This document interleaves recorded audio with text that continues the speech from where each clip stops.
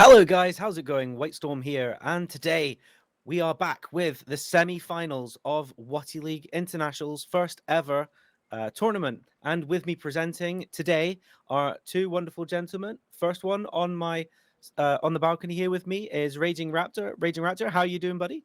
I am doing fantastic and thank you for having me. How are you? Oh, absolutely smashing. Although I was terribly hungover last night, I tell you that. Anyway, also with me is Alex the Toxic. He's from the GOP clan. And welcome, buddy. How are you doing today? Hello, thank you for having me. I'm very nice. How are you? Oh, absolutely brilliant, buddy. All the better for having you fine gentlemen here with me. Also in the background, we have Xander working his magic with the stream, keeping all the cameras and spectator mods working so that we get all of this wonderful content for you and a fantastic competition. So who have we got playing today? Raging Raptor, can you tell me who's playing today? Oh, damn. Today we're going to have a spicy one. We have first our games being Order Mortis. Uh-oh. And Reload. Before we go after that to TENTS versus 3PX. So I'm pretty confident to say we're going to have a slammer today. That's brilliant. That's great. So yes, of course, we should really mention that we are in fact partnered up with the Daily Bounce and MMOGG, and we have also received the giveaway !giveaway down in the chat, and the giveaway is there for everybody. So far, there are, let's have a quick look, 536 entrances in for the giveaway. So that's fantastic. Well done, everybody. You've got a fantastic chance of winning this fantastic gift, courtesy of Wargaming. Also, we've had 103,000 views on this channel now. For being such a new channel, it's great to see that there's so many people that are interested in WoTi League and what we're doing here. Remember, this is for the players and by the players. So I myself, part of my own clan, we've got Raging Raptor, who's part of his own clan, and we've got Alex, who's also part of his clan. So we're all clan members, we're all players of the game, and we all super enjoy it. I would say when we already reached 350,000 views, chat, we need a clap. We need a clapper. Absolutely, absolutely. It's fantastic. So Alex is doing the technical work for me today. He is creating the training room for the two teams to get themselves all ready and sorted for the actual action when that starts. What's the first map, Alex, today? What we're doing? So today we have OM playing mines. So they're gonna defend first and then attack, and we're gonna have RLD with their map pick being Ghost Town. Interesting. So Mines and Ghost Town. That's fantastic. So Mines first is what we're going to be playing. Who's attacking who, sorry? So OM is gonna be defending, so RLD is gonna be attacking right here. Brilliant. And do you Their think we're going to specialty. see... Is it their speciality? Is it Raging? That's brilliant. So do you think they're actually going to be able to successfully attack this and successfully defend it? I mean, is it going to go with serve, so to speak, or are we gonna see some action here? I mean, Mines is a very interesting map, right? You can either just really play aggressive on the middle or just push the 1-2 line. So I mean, I think we're gonna have some interesting plays here. Yeah. Alex, before you get back to sorting out the teams and getting them all ready, who do you think's going to win this one? I mean, it's hard to bet already. Hard to bet.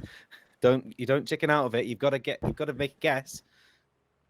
So I'm probably gonna say OM. I really like their performance on previous games. So Yeah. I'm gonna say OM right here.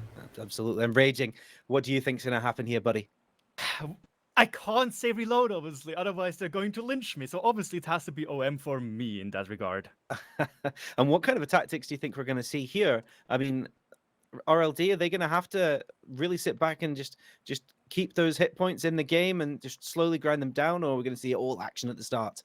It will be a tough one, I would say, because Mines being such a small map, it means if you have great rotations, you can go around quickly. It's going to be amazing for Reload. So if they get this rotation down, perfect. But if not, it might be really hard to, at least in the defending side, to dig OM out. Yeah, that could cause a little bit of a stalemate, I suppose. But we'll see how it goes. This is very exciting. I'm very excited to see how this is all going to play out. So how long have we got until we are on the players are ready? Any idea? 2 minutes? Excellent. So Raging, what brings you here? What's your job normally? What do you do? Well, I Tell us guess a little bit about yourself. maybe I'm a little bit infamous for some people. Obviously, I'm doing World of Tanks content as a streamer and as a YouTuber, maybe a little bit less active at the moment because university is a little bit more important. Stay in school, kids. That's it. And yeah, I got kindly asked if I would be or if I would like to cast today, and I could not say no to this opportunity. Really looking forward to it. A little bit shaky, obviously, first time here, so we'll see how it goes. Well, I'll do my absolute best to try and put you at ease. This is great. And Alex, you're here as well. What do you do? Hello guys, I'm Alex. I'm a student pilot. So I've played World of Tanks now for 9 years, and like Raging Raptor here, I'm also a bit nervous, and I was invited by Shander. Excellent. I've also been a player on this tournament, so I think it's really nice to be able to play and also cast the games ahead. That's fantastic. So we've got a university student and a trainee pilot, and I myself, I'm a radar engineer in the Royal Air Force. So yeah, quite a mixture of people who have all come together to enjoy World of Tanks. I myself, I've played tanks for between 8 and 9 years, and it's by far my favorite game. I have had the odd break from it, but I just play pretty much with myself, with my clan. Sorry, Just that would wanted be to hilarious. say. I know, right? So yeah, just play with my clan. A bit more of a social clan than a super competitive one, but yeah. Okay. So, right, is everybody ready? Are we ready to go into the game? Yes, both teams are ready. Excellent. And if you notice, if I sit back just a touch, we've got matching hoodies on. Hey, let's go. We're getting corporate. Hey, we're getting corporate. The No, professionalness. I've had this for ages. You can tell mine's a touch older than yours. Most likely, yeah. Yeah. So, but yeah, right. I think we're just about ready for the teams to reveal their tanks and get straight into the action. All right, let's go into the ingrained screen. All right, let's see how they reveal. Are you ready, Alex, to let them? Yeah, I'm There we go. ready. The countdown has begun. And guys, you're really seeing the inner workings of WoTi League and how we're kind of controlling this. There's the teams begin to reveal their tanks. Ooh, interesting. And then the game will start shortly after. Interesting. I am Okay. looking forward to this, yeah. Defending right now, obviously, Oda Mortis having 4 Super Conquerors here, right there. Absolute amazing DPM, great for defensive positions. And 2 IS-7s, if placed perfectly, they are complete bunkers against especially VZ-55s in the reload team. This is really interesting. They also go for 1 Super Conqueror and 2 113s. I guess they do want to go for some rotations because with the CS63 for the hill, most likely, hey, come on. This is a speedy setup. We'll see Certainly how it goes. is. And yeah. Wow. Okay, great. So, straight into the action. Both teams are going to start taking up their initial first positions. RLD in the blue, as I can see them. They're starting at the top of the map, and Oda Mortis are at the bottom of the map there, making their way to their first positions, the defensive areas, so they can get as much map control as they can, or control it as easily as possible. They've got the Super Conquerors down there in J8, beginning to take up some interesting positions. Meanwhile, the RLD team has taken control of the hill and is looking potentially to go down the 8 line. What are the initial reactions there? It was to be expected. Like with 2 CS63s going to the hill, that is a no-brainer. But Oh, IS7, sorry, he's just gone on fire. He's lost nearly half of it, 1,000 hit points just from one shot, and he has put the fire out. That was is dangerous. Yeah, that was so unfortunate for Oda Mortis right here with the IS-7 losing so much hit points already. Ooh, but we can already see Reload is on the verge of probably starting the push. As you can see right now on the minimap, the VZ-55 from the hill, which I think did that crucial shot to the IS-7, is on its way to turn around. They really want to completely push down the 8-9 line, which will be very tough for them if they do not have the information that there are 2 Super Conquerors waiting for them. However, exactly. forget, the Super Conqueror on the hill is going to do massive work as well, depending how Odomortis is going to counter this push. Yeah, this doesn't look really good to ORM right now. I mean, I think the positioning of the IS-7, it's just for the early spot, and then he should hide. Especially if they don't have a tank under the hill, which he obviously needed to go to be able to spot the cap. Mm-hmm. So I think it was a bit of a tactical mistake. Now they're gonna get punished for it in HP. Maybe. The problem is, even though Odomortis is only 50 hit points behind, do not forget they have a T100 light tank. Exactly, They that's minus one now tank. should know, obviously, but the fact that I don't see anybody, that there is going to be an 8-9 push most likely. But as soon as it comes to the shootout, if they don't have perfect positions, perfect detracking shots, when the push comes to pick one target after another, it will be super tough with the T100 being out of position. And yes, even the IS-7 on the island is out of position, and most likely the last Conqueror on the K4 and 5 intersection has to move. And go there for it the comes. push. There it is. Ooh. The Super Conquerors are immediately put to work, trying to crush down this DPM, use its DPM, and oh my goodness, The they're going shots are not straight through. connecting. The shots are not connecting, and the IS-7 is going to die very, very soon. Yes, they are starting to DPM The down CS the also pushed on the 113, hill. 700 hit points, but again, the IS-7 is already dead. And there it goes. Exactly. There are no guns left at the moment. Odomortis has to move right now with the other IS-7 and the T100, but those three Super Conquerors are actually doing a valiant defense right there. They almost got 113 down, and the second one is going to follow very swiftly. And look at the hit points there. We're down to 9,500 for RLD and just nearly 12,000 for Odomortis. Yeah, OM is holding pretty well this push from RLD. But yeah, the T100 just died in the background. Literally gone in a second. Not Jeepers. sure if this was really worth it to try to focus this T100 down. Well, I feel like the push by RLD has kind of stalled a little bit Yeah. because they've lost so many hit points. The problem is right now we have one VC55 which is very close to the capture. It has to get closer right now. Maybe he's going to eat some more shots from the Super Conquerors, but it looks like only Timmy at the moment has some shots on him. And the problem is the CS63s at the moment are stuck. They cannot get out. We just talked about it. It's a stalemate. But as Absolutely. soon as the two VC55s are here, they should be able to peek out one of the Super Conquerors with their mass. And there it comes. Yeah, Timmy got one shot in, sadly misses the D-track, and looks like the other Super Conqueror, 700 points, he's going to go down. But this focus fire looks a little bit off for reload right there. And one of the Super Conquerors, Sir Relic, Down to is 44 hit points. Yes! I thought he was trying to do a shield, but he goes for the offense because the VC55s are in a reload. And they are now in the claws of Killer Chris and the other Super RLD Conqueror. is turning this back, actually. Yes, they are turning this back. The other VC55 is going to fall very, very soon. Oh, but he got another shot out. Is Timmy going to... Nice one from Timmy. Oh, my days. That was masterclass right there. And yeah, it looks like Odomortis actually clutched that.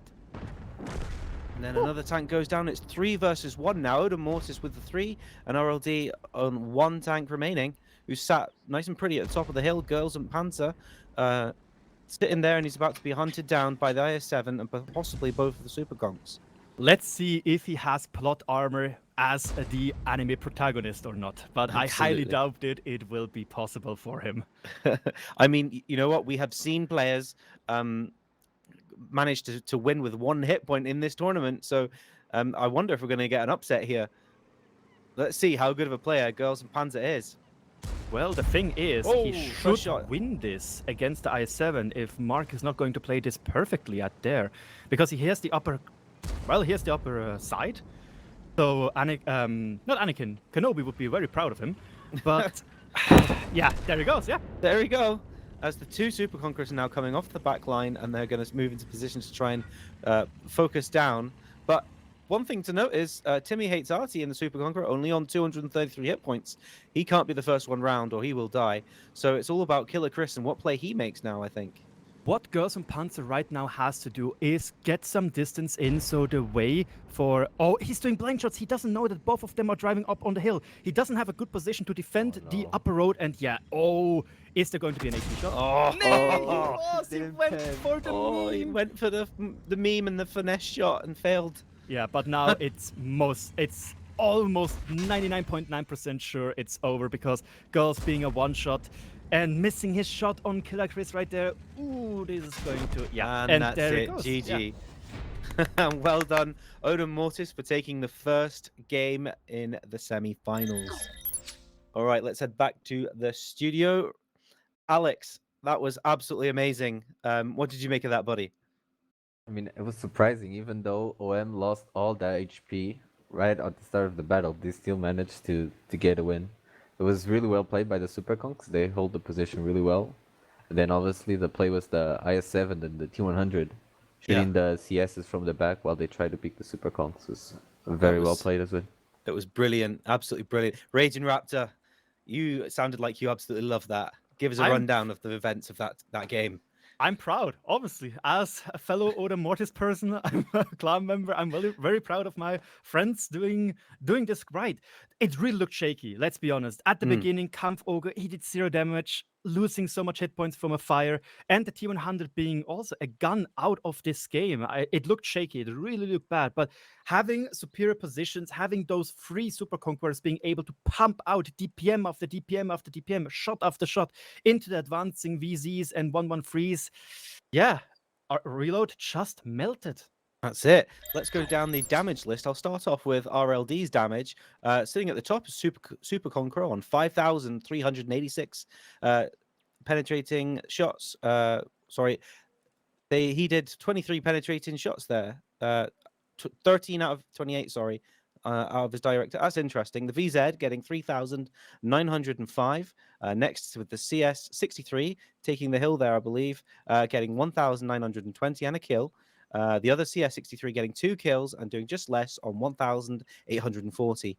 Meanwhile, the 113 came in with 967 and the VZ55 doing 957. And finally, at the bottom there, the 113 Chinese heavy tank getting 421. That's 1 shot of damage.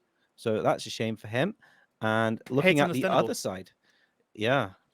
He was the first one in the push. He gets focused. That's how it is. And you know what? It's testament to the discipline of the defending team there. On the other side of the tables here, we've got the Super Conquerors at the top. All 3 of them, funny old thing. Starting off on 4,344 damage, moving down to Killer Chris and 3,678 damage. And then we've got 3,211 damage. The IS-7 coming in at 2,730 and getting a kill, which is quite good. The Super Conqueror, the 4th one, getting 2,290. He was the one that was at the other end of the map, I think. And then we've got the T100 Light, who just seemed to evaporate. 1 minute he was there, 1 minute he was gone, getting 297, so one shot of damage, really. And then we have the IS-7 there, who was given for free at the start of the match, who shot once and hit something once but didn't pen. So interesting stats, very interesting. We reached a damage total for the Super Conqueror there of over 5,000. You know, that's pretty decent, I think. What do you think, Raptor? I would say very, very well played by Gerson Panzer. He had the opportunity to be on the hill and pump out damage after damage after damage. But the thing is, at the moment, as soon as those CS63s went into this little hidey hole down below the Super Conquerors of Odin Mortis, they were stuck. They couldn't really go out. They were in a crossfire and started to really lose their efficiency or their effect for their team to help and win. You can see this in the damage numbers. And then obviously, 113s, they were the meat shields. They're the ones which had to suffer through this push, through this attacking forces. And and do you know what? Such a well-executed crossfire made the RLD drive into it. They were able to pump out the damage. They had the proxy spot with the IS-7 until he was evaporated underneath the hill. So actually, it was very interesting to see how they did that and that perfectly executed crossfire. Now, this time in the next match, we're going to see how Odin Mortis attack this kind of the play and how RLD are going to have learnt from that, whether they're going to stick to their own game plan and try and do something very similar in defending. I really want to see now what Reload and OM is going to come up with, because it looks like at the moment how OM was defending this, it looked like a breeze. They had 2 tanks being completely basically useless, just having a little bit of information, but that was it. And now I want to see how OM is going to counter a potential same camp as OM just did, and Reload is going to do now. And well, maybe they're going to go for the second cap, because in the current or in the situation how OM was building up their camp, chances are that a 2 rush cap or a capping phase 2, excuse me for that one, would be a lot more effective because the Super Conquerors are incredibly slow. It really depends on the lineup and how OM is going to react to it. Exactly. Alex, how are we doing on setting up for the next match, buddy? We're just waiting for RLD to confirm they're ready. Okay, so they're potentially this is where good communication within your clan is going to be really key, especially if you suffer a little mishap, or you lose a. I've had it in clans before where you start shouting at each other and all sorts of things, and then you need to reconciliate. You need to forget about the last map potentially, and you just need to move forward. So team dynamics, good communication is what's really going to propel one of these teams to ultimate victory. So that should be us more or less done with RLD getting ready. So I shall leave Alex just to make sure that they're all kind of sorted and get the countdown ready to go. Raptor, previously in any clans, has there been these breakdowns in communications that I'm talking about, or have you seen people, really being able to pull through? That is the thing. It really depends if the team is able to, just reset and go on further. Because I know from myself, and I know the people from OM, sometimes there can be a lot of shouting, Mm. I hope this is not the case for Reload and they can just reset and see and going on. And I guess we are right now in the game, and let's have a look at the tanks they have, because this looks spicy. Absolutely. I shall read down Oda Mortis bringing 4 113s, a Super Conqueror, and 2 CS63s. Meanwhile, Reloaded on the other side have brought a 113, a Kranvan Super Conqueror, 2 VZ55s, and 2 CS63s. So very, very different format this time. I honestly think Reload is trying to contest the hill. Obviously, the CS63s of Oda Mortis want to go for the hill, and with the fast setup of the 113s, most likely as well. And hey, 2 VZ55s, 2 CSs, Kranwagen, and a 113 for Reload. Look at this. They are going for the hill. This could be awesome if they all meet in the middle at the same time. This could be carnage. Reload is going to be fast, and they're most likely going to focus out the CS63s of OM first. Ooh, already some first damage in, and they tried to block, and it didn't work out for Reload, but Shepard's already is down with 640 HPs remaining. Yes. Now it's going to be the question if OM is going to completely overpush at the moment and just try to win the hill side, but they are getting shot in the side by the CS63s. This is going to be a slaughter, and you can see their hit points are just rolling and rolling down. I feel like the CS63s is a battle within a battle. They need to focus down on that tank with 640 hit points, but meanwhile, they've just been engaging with Smee, trying to get him down because he's correctly getting his hit points involved. This is very interesting. Both of these. The problem is, though, NK got an armor rack. Oh, first kill! And there it goes. Oda Mortis has to try to push over and get the one-shots in of the VZ55s, and they are on the reload, and they are doing it flawlessly at the moment. And it looks like they actually won the hill by ammo racking NK. The other CS63 is now running for the hills, trying to do a loosey-goosey chase for the both CS, but they are now in the position to try and focus down the Super Conqueror, which just evaporated right there.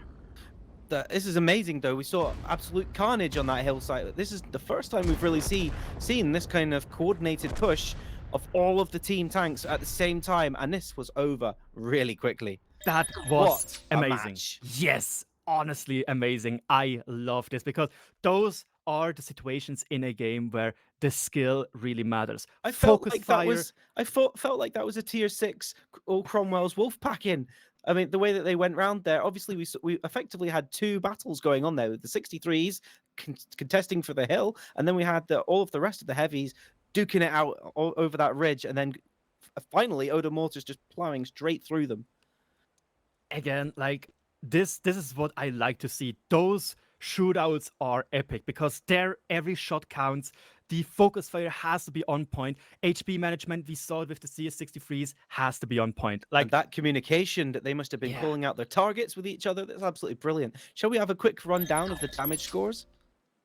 Alrighty, let's go straight into it. So let's go to Oda Mortis and the Super Conqueror coming in at 2,782 hit points and 2 kills. The 113 getting 2,717 hit points of damage.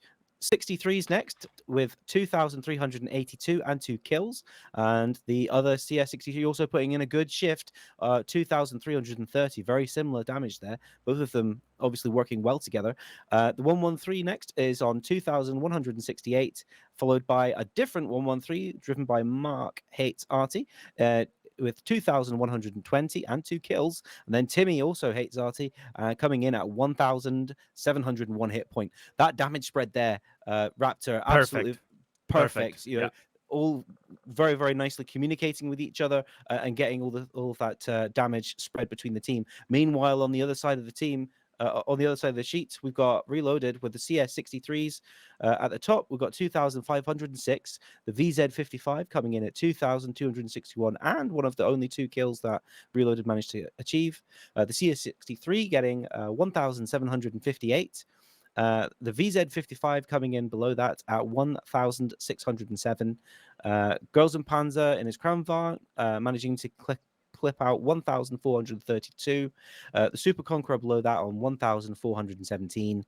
And the 113 finally getting 1,385. You know what? Quite an even amount of damage between them there. Just not as much as the other team. Yeah, that is how the cookie crumbles. For me personally, when I have to say where the game was lost, it's probably with the hill battle. It looked like both CS63s had more hit points from the reload side, had more hit points coming to the hill, but it just simply looked like they didn't want to engage on this 2v2 at the beginning, and they just tried to farm the Oda Mortis heavies in the middle at the 113s, which also makes sense. But I don't really saw what exactly happened, who got the jump on who, but something just went wrong. I saw that NK had an Amarak. Very unfortunate, obviously, because that obliterates your chances of winning a 2v2. And that just happened. And with winning the hill with the 2 CS63s without anyone dying, they can just DPM down the remainders of Reload. Well, Alex, you want to jump in here? I mean, I watched what happened between the 63s. Did you manage to see it? Yeah, I was paying attention to the hill, and like Raging said, the 2 CSs from RLD managed to get to the hill with more HP than the OM CSs. And I think one of the RLD CSs must have missed 1 or 2 shots, and OM managed to get HP back. I just, for my own personal opinion, is it just didn't seem like they wanted to be aggressive and commit. It's like, like Raptor said, wanting to shoot into the middle, then maybe got a little bit of indecision, bit of indecisiveness, and it just made them slightly less aggressive, which meant that the other guys were able to be more aggressive, and they did push in together. They very well shared hit points because one of them was down to about 200 hit points, I think. So they just switched tanks who was in the lead, and then they went again. They had a little pause in the action, and they went again, and it was absolutely brilliant to watch. Okay, so Alex, how's everybody doing? Are they getting ready for the next map? What Yes. map are we going to be playing? We're going to play Ghost Town now with RLD defending first. We're Okay. just waiting on OM now to confirm their readiness. Awesome. Raptor, Ghost Town. That will be very, very interesting. I remember last time around when I saw some maps on this, some games on this map, I saw even hundreds. Maybe we'll see it again. Maybe we will. Maybe even brilliant. No, not even 90. That's the wrong format. Excuse me for that one. Will be very interesting to see. So, I'm. This is quite an open map and obviously quite dense in the middle. So we have seen in previous tournament games that we've streamed, and also some of the ones that we haven't streamed, because there's been a lot of games played throughout this tournament, throughout the 5 weeks that we've been running this. We've seen people pushing the 2 cap with lots and lots of super heavies, and we've seen people doing complete rotations, taking the crow's nests and coming in behind and killing all the defending tanks. We've seen players rotating around and attempting to make a false push on cap 1, and then coming back round and the long way and annihilating a whole bunch of tanks. What do you think's going to happen this time?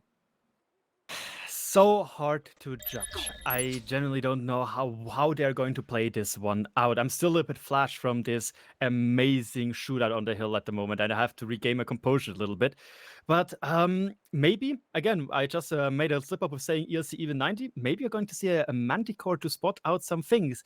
But then again, in the previous games where Oda Mortis was defending, we didn't saw any usage really of the T100 LT, except for spotting the Raging. push a little bit earlier. We're about to start the battle. Okay, we are about to start the battle. Let's go and have a look and see which tanks these teams have brought to the game. Okay, let's just let it boot in. Ooh, there we go. Let's have a little goosey gander. So RLD have brought 113 E100 IS4, two VZ55s, a Batchat 25T, and a CS63 for a bit of speed. Meanwhile, on the other side, Odin Mortis have bought 113, a 60 TP, AMX 50B, interesting choice, two of those, an IS4 and two CS63s. What do you make of that, Raptor?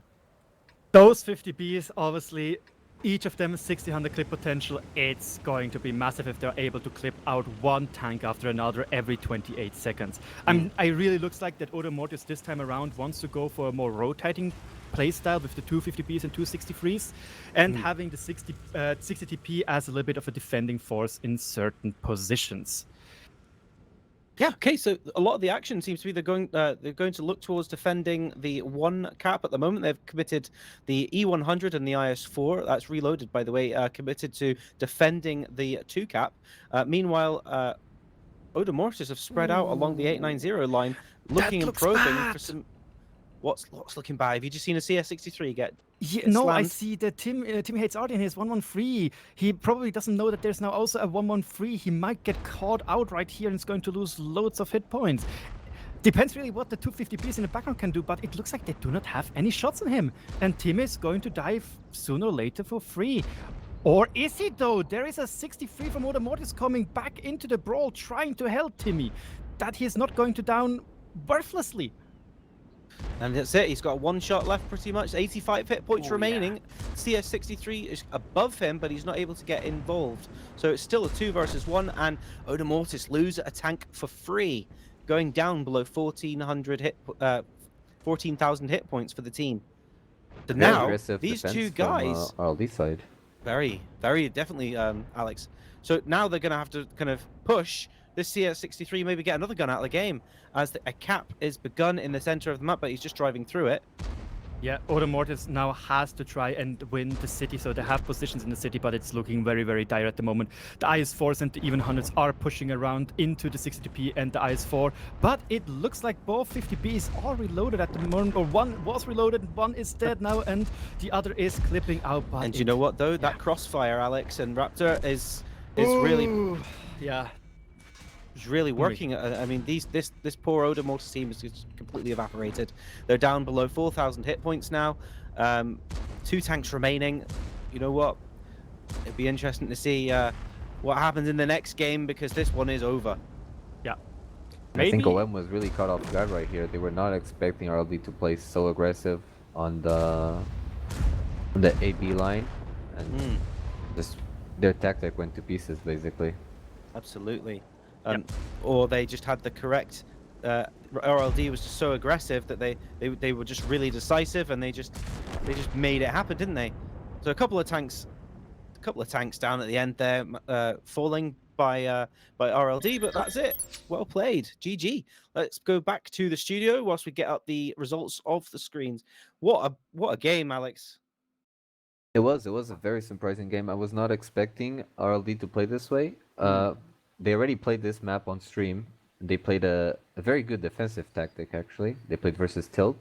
Yes. So actually I was expecting them to play the same way, since it was so effective, but they completely surprised me. They played very aggressive, and they completely destroyed OM, as we just saw. I know, yeah. And Raptor, the speed of this game, I mean, that was crazy. I'm flashed again, yeah. Like, such a perfectly executed, aggressive defense from Reload. Yeah, it looks like really like Timmy went into the little ditch right there, was like, yeah, not going something to happen, and he gets surprised by 2 tanks. The 113 and the CS63 right there, just catching him off guard and starting to pick apart his hit points. And before the other CS63 was even close to helping him out, he was down to 800 hit points. And yeah, this prolonged 2v2 wasn't a 2v2 at all. It was always a 2v1. Definitely.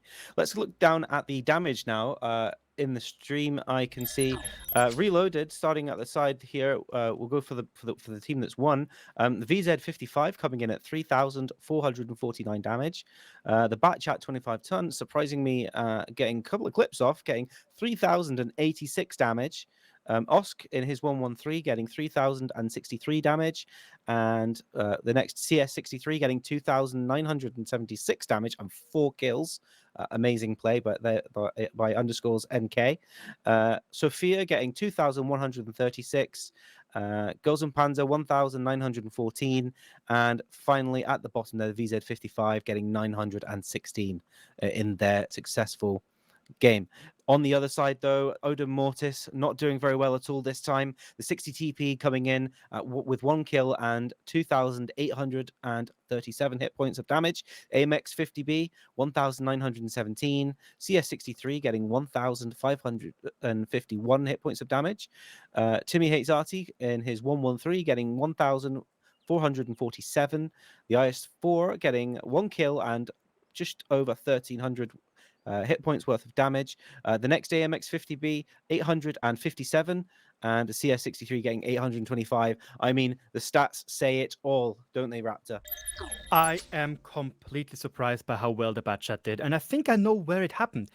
He was on this camper hill and was able to give supporting fire to the 2 tanks which advanced on the 113 in the little ditch, because there was a CS63 of Odin Mortis behind the other rock on the far right side of the map, and yeah, I guess he just drove down, and the Batchat was ready on the hill to clip and clip and clip and clip and completely obliterate him out of the game, or make him a one-shot, so their teammates in the ditch were able to just pick him off as well. So, Alex, what is the scores on the doors at the moment? So we have 2-0, 2-1. I mean, sorry, 2 for Odin Mortis and 1 for RLD. But I mean, we're seeing a comeback right now, so we never know what to expect. Do you think we're going to see a comeback like what happened in your game?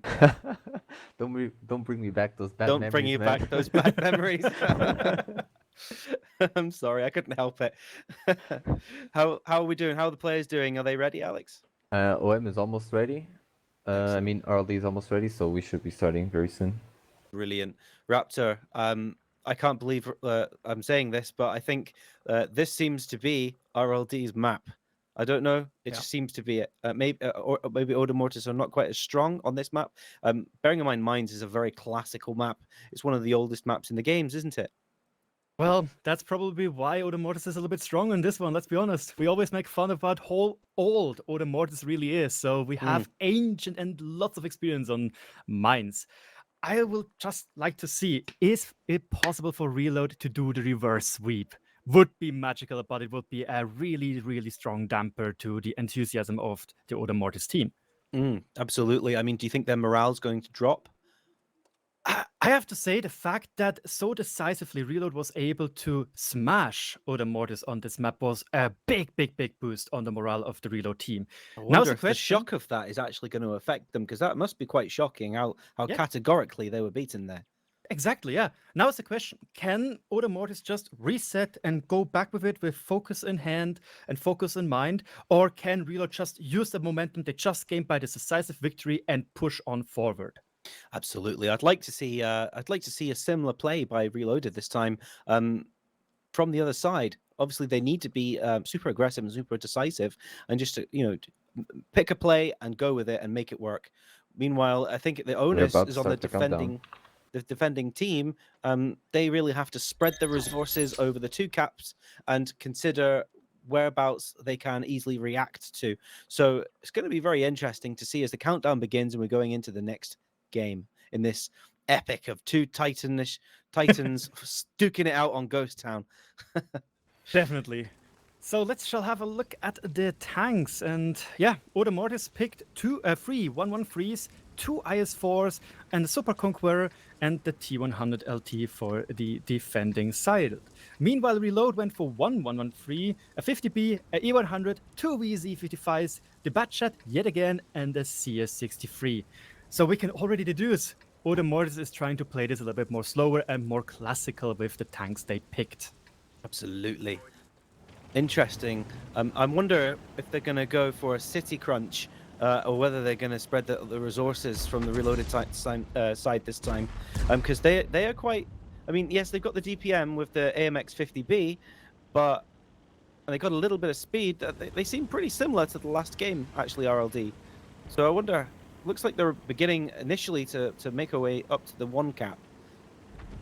It looks like that Reload really wants to show Oda Mortis how it is played around the 1 cap. Not like they did it, they're just going to show them that's how we do it, boys. Absolutely.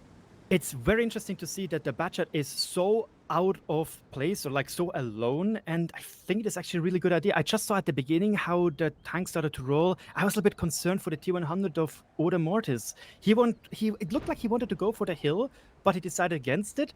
Mm-hmm. Very important. Otherwise, he would have been completely dead and could not give any information. And it looks like a counter push is coming around from the RLD team. They're looking to take this into the city. Oh, yeah, that looks really, really dangerous with the E100. Obviously, having loads of hit points to try and trade against the IS-4 and the 113. And there comes the push of the VC55 and the 50B. And it looks like the 113 called Cheppers is going to... Oh, he's going to melt under the pressure of all of those autoloaders. But... He's still alive. He's still alive. Still alive? How's he done that? He bounced so many shots apparently that he was able to survive this. And Voldemort is now going to do the counter push with their IS-4s and 113s. They're trying to focus down Osk in his 113 to get one of those DPM guns out, but they have to be really, really careful with the VC55. And sorry, Reload already picked up one kill right here, and their HP are still looking in the favor of Automotives. But don't forget that E100 is looking a little bit worse for wear nice now. Bounce, though. Nice bounce, yeah. Real shaky. Very well done by Automortis to get this 50B out of the game. Clippers in the late game. So dangerous. I can't get how close this is. There's literally 2,000 hit points between them. And look at that. T100 actually not useless. He did a kill. That's brilliant. As the 113 has now been destroyed on the hill, so the CS63 can now provide Overwatch. But NK, though, losing a heck of a lot of hit points. Still got 500 in the tank. Unfortunately, I think the game is well and truly over. There's 3 tanks against 2. There's just short of 5,000 hit points for Oda Mortis. Meanwhile, Reloaded are literally sitting on 2 tanks and 2,000 hit points. That looks like it's completely gone for them. Yes, the CS63 can give some little bit of covering fire, but it doesn't look like it's going to matter at all. Now Mark with his 2,400 hit points. They don't need to chase it, do they? They don't need to chase it. Oda Mortis can sit pretty and let him attack them. And they can just sit in the center of the town. What's he going to do? Yeah, nothing. Literally nothing. Oh, so he gets sniped from quite a distance by the Super Conqueror. They're actually going to chase him. You know what? That might jump. Oh, okay. Oh. Oh, that's brilliant. Absolutely brilliant. So Oda Mortis remaining 4,000 hit points still in the game and 3 tanks and completely dominating RLD. So what a game. Absolutely brilliant. Alex, what are the scores on the doors now? OM1, 3-1. 3-1. Brilliant. So we have a result going through to the final. Raptor, I'll let you say this one. What should I say? I'm obviously happy in that regard. I'll be. Okay, we're going to have a little interview with some of the guys, the clan leaders, hopefully. So we'll bring them into the TeamSpeak in just a sec. I'll let Xander and Alex sort that out. But in the meantime, Raging Raptor, I mean, what a game. A little bit longer this time. A little bit longer, but decisive, I would suggest. The thing is, I feel like there was misplays on a player level, not really on the strategy. Because when we remember back where Reload tried to do this push around the 1 cap, they simply weren't able to kill a 1-1-3 with 3 tanks. That's right. That was a very dramatic. I mean, that when they all pushed in, how many did he manage to bounce? That is incredible. I didn't realize the 1-1-3 was that powerful. It could bounce all of that from probably currently one of the most meta tanks in the game, the VZ55. Simply astounding, yeah. He did bounce 1,280 rounds. Very well done, I guess. I don't know. Maybe it was the position he was in. Maybe there was a slight little dent in the what's it called? The terrain that he was able to hide his lower plate, making it a lot harder for them with their APCRs to penetrate his upper front plate. I don't know. Either very well played by Seppers or played by some of the reload guys. Yeah, that's a great example though of I sometimes like to call it tankmanship. Just a made up word I've made, like marksmanship, tankmanship. That's what I'm going to call it. Absolutely fantastic. I'm not going to review the damage because we know who's won this time. So how are we doing on results with people coming in for an interview, Alex? I think they're ready. They're ready on the waiting queue to be Excellent. interviewed. Brilliant. Should we? Excellent. Okay, we've got officials from both clans here. Killer Chris and Osk100. Welcome to the stream. How are you guys feeling? Are you okay? Hello. Yes. Fine. Excellent. That's my kind of little comms check. So first of all, start off with Oda Mortis. Congratulations, well played. Did RLD shock you with that last game that they played, where they beat you there? Kind of. We were a bit surprised that they committed 2 tanks in the pit near the 1 Yeah. cap, but our reaction was kind of scuffed. I mean, Yeah. initially we wanted to turn around and just commit a city and let them be in the hole, but our comms were a bit, scuffed. So we didn't react in time, and we were way too slow. Shaky comms, yeah. Osk, I don't know if you can hear me, buddy. I've not heard from you yet. That game where you guys dominated Oda Mortis, that must have felt so good. Yeah, it definitely did after losing 2 in a row, winning 1 game. That was a good way to come back. It certainly was. And do you know what? We were thinking we're going to see another comeback. Here we're going to see you guys really challenging. And for a moment there, you looked like you were resurgent. What happened in that last game? Yeah, everything was going according to plan. We were playing something different this time, but then just like OM said, we had like some communication and reaction stuff going wrong. So, I mean, we were watching. I don't know who it was that was actually playing it. The names have escaped me, but there were a couple of VZ55s going round on the 113, and the 113 seemed to bounce everything. How crucial was that in the map? yeah, I mean, it's those little things that determine sometimes the outcome of the game. But yeah, I mean, my commiserations to you, buddy. I mean, you played absolutely fantastically, and that comeback is something that I'm going to be talking about with the guys for quite some time to come. Thanks so much for coming in and talking to us. Well done, Killer Chris and your team, Oda Mortis, for progressing to the finals of the first ever WoTi League tournament. Thanks. Raptor, what have you got for us, buddy? Nothing really. I have to say, both teams very well played, especially the upset with the like dominating win from your side, Osk. Was really fun to watch. Really well done. And yeah, still congratulations to OM. And yeah. Alex, how are you doing, buddy? How's the next teams getting along? Are they? TENTS are ready, getting ready. We are only waiting for 3PX. Excellent. Okay, so we've got the next teams to begin to play. Let's just have a little rundown. So we've got a giveaway today. So what is the giveaway? Can you tell me? Okay, we're going to get that on screen in just a second. So ! giveaway in the chat, and you can get your hands on this fantastic item. So okay, so here it is now. Coming up on the screen, this is the giveaway. This is how you can enter it. And this is what you can win. Let me bring this down. So it's a Tier 8 Carnarvon Action X. You can win 30 days of premium.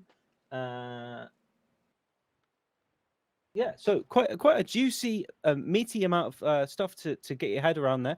Raptor, what do you make of that giveaway? It's decent, isn't it? And thank you to Wargaming for helping to provide this. I wouldn't say no to that things or those things. It's a really nice giveaway, and again, you can just enter easily there. It's free, so why not just do it, lads? And the last count, there's 536 before the stream started. I haven't got a live readout of the entries, but that's absolutely brilliant. So thanks everybody to everybody that has entered, and let's have a look. See. Okay, so just to also, I want to double check and remind everybody that we are proudly partnered up with the Daily Bounce and MMOGG. Thank you so much to those guys for teaming up with us. And we're basically very, very grateful. We're also grateful to Wargaming. Thank you so much, Wargaming, for providing a giveaway. And hopefully we'll have a little bit more for you in the next edition of WoTi League. Remember, WoTi League, you can find all the details on wotileague.com, where we have a download of the official rulebook, which is ever evolving. Be basically the way that we do this. And I don't think Raptor has been involved in this just yet, but Alex, you probably have, without even knowing it potentially. This is molded by the players. So we send out a load of polls. We actually had them in a big meeting, and we said, this is the tournament that we want to do. How do you want to do it? And one of the most interesting rules is that they did not want EBRs in the team. What do you make of that, Alex?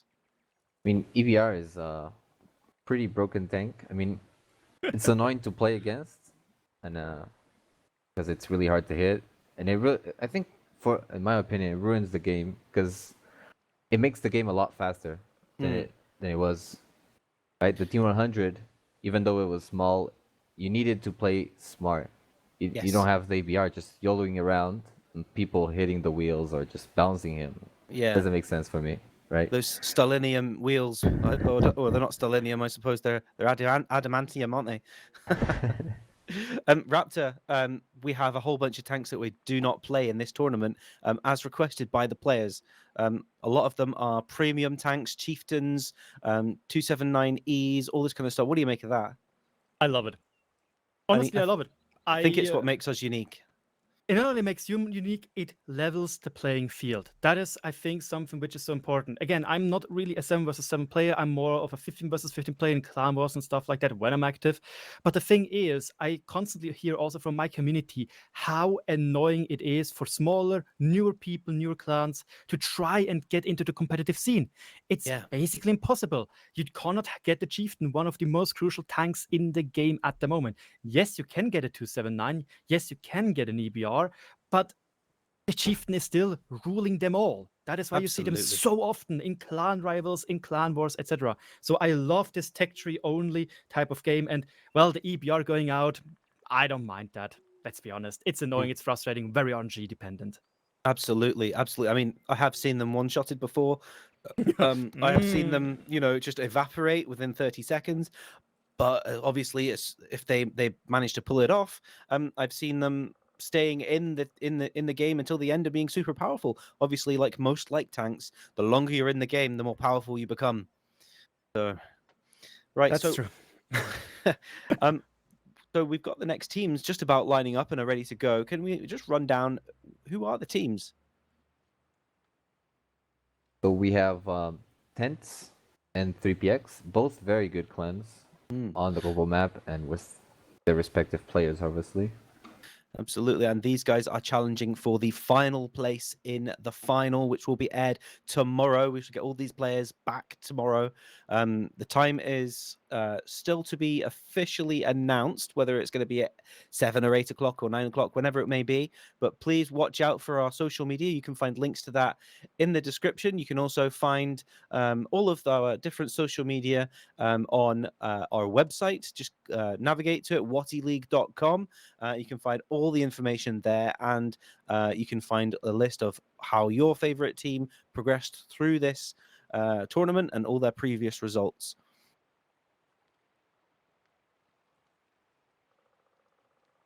Okie dokie. And just one more time, I'm going to thank our fantastic sponsors. Wargaming, thank you very much for getting involved and providing this prize. Hopefully, we will work with you again and get more prizes and more of players getting some more interesting stuff. Remember, this is for the players, by the players. On this fantastic game that we all do love and we keep coming back to, World of Tanks.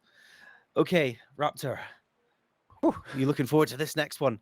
That will be very, very interesting. Yes, TENTS is a very, very, very strong team. I cannot stress that enough. And the same goes for 3PX. Like, there's so many well-known names already. Signups, Isha, Vervi, those are all incredible strong players. So probably will be a clash of titans.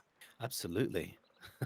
This is very exciting. And we saw, I think it was Alexandros in his T100 Lite, not last stream, but the stream before last. And he had 1 hit point remaining and somehow pulled off the win against a near, I think it was half health Super Conqueror. I mean, Damn. I was speechless, just literally talking absolute rubbish at that point because I just couldn't speak. I was like, he's got 1 hit point. He was set on fire during a shielded cap in that game. I'm still talking about it now because it was brilliant. I can imagine, like, just winning by your tank being held by duct tape.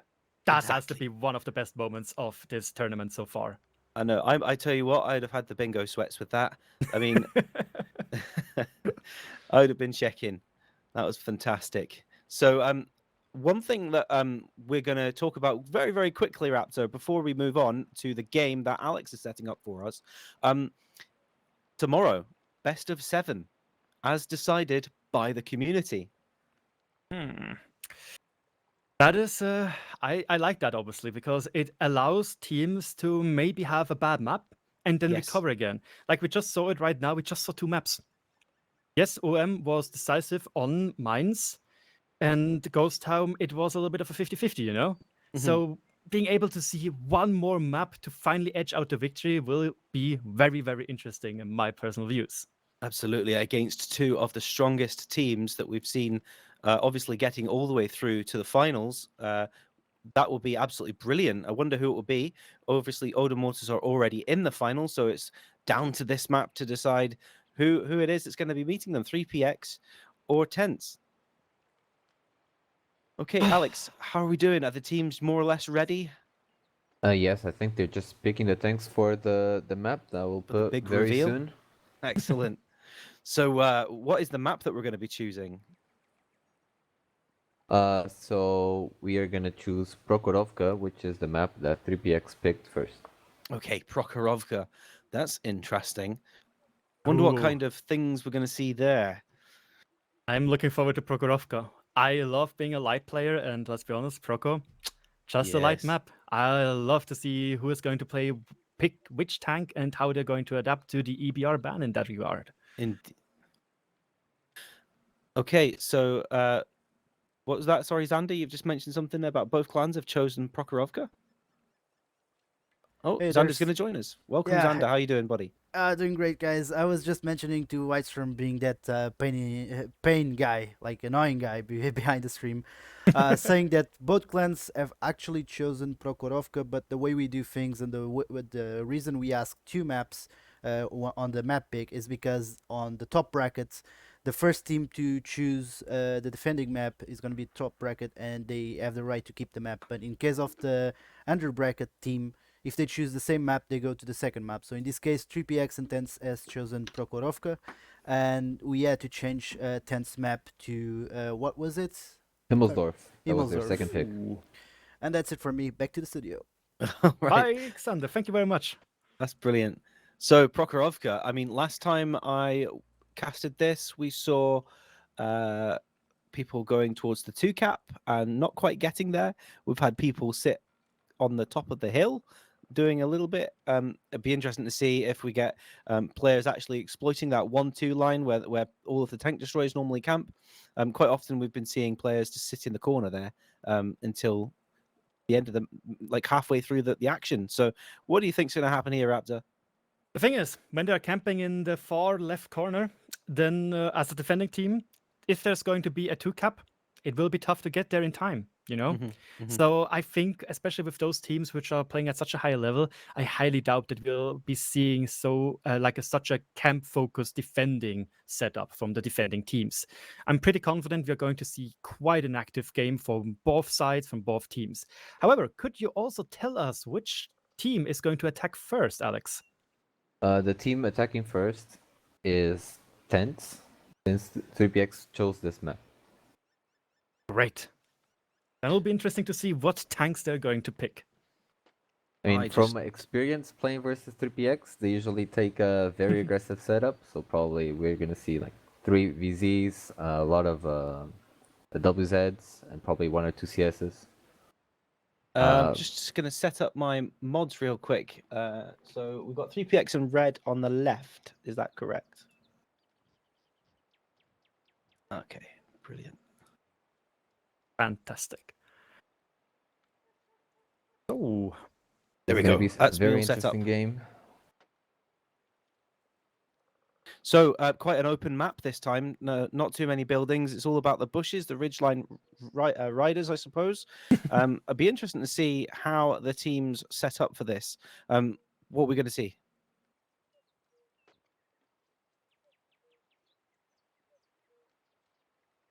oh, I don't know. interesting. I don't know if the stream could hear that, but Xander's just come in my ear and he's just said that 3PX are looking like they've got a very strong team this evening.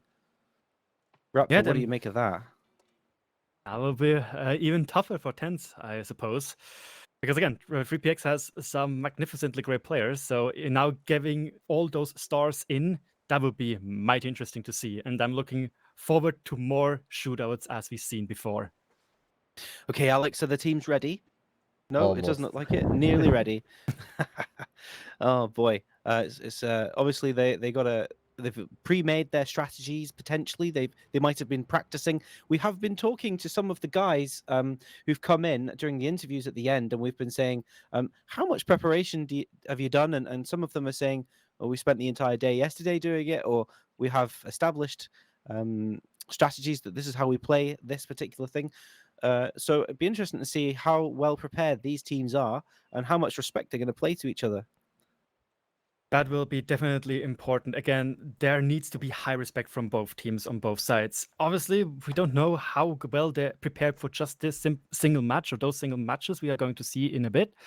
But don't forget, all those players which are playing right now, they have experience in tournament formats. So we are going to see a treat. I'm 100% certain of that one. Absolutely. 3PX here. Actually, the French have their annual French Cup, and 3PX is normally one of the teams they're playing. This team, actually, at least most of the players there.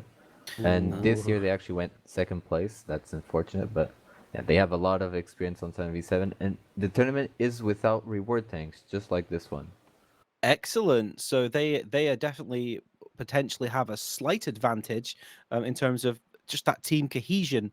So, wow, that's cool. Very cool indeed.